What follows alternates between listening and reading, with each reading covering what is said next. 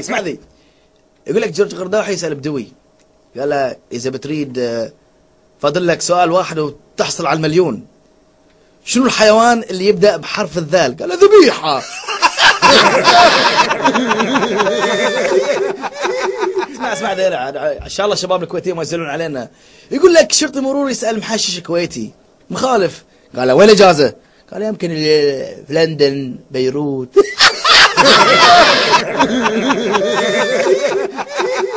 سعودي هاي وايد حلوة. يقول لك محشش اتصل في الطوارئ، يقول لهم شباب في حال مسوي مسكول.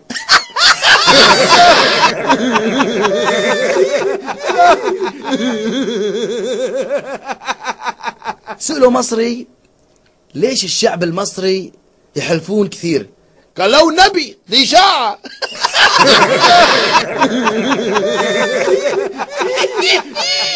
جورج قرداحي بعد يسأل واحد بدوي، يقول له إذا بتريد اسم وزير الدفاع الصيني، قال شن حرب شن.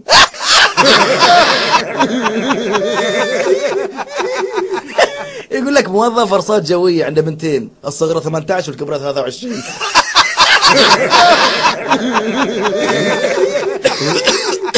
اسمع ذي. يقول لك طرار ميت من اليوع، قال حق نذل عطني اي شيء جزاك الله خير، انا جوعان. قام عطاه حبوب فتح الشهية.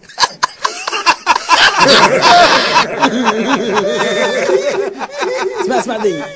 يقول لك في واحد قالوا له خلاص بندخلك الجنة، قال اوكي بس عندي شرط، الخميس والجمعة انا في البحرين.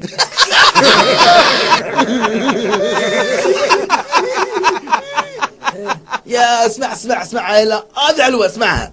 يقول لك بدوي صاد زوجته طقها طق، قالوا ليش الطقها يا ريال؟ قال بنت الكلب ربحت إقامة في فندق مع شخص.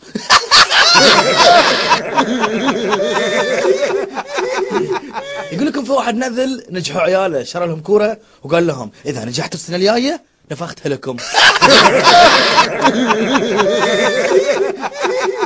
يقول لك محشش راح حق الدكتور يشتكي، حق الدكتور ويقول له دكتور أنا كله أحلم بقضاوة يلعبون كورة كل يوم. قال له دكتور لا تنام يومين. قال له المحشش شلون يا دكتور ما يقدر لأنه باكر بيلعبون نهائي.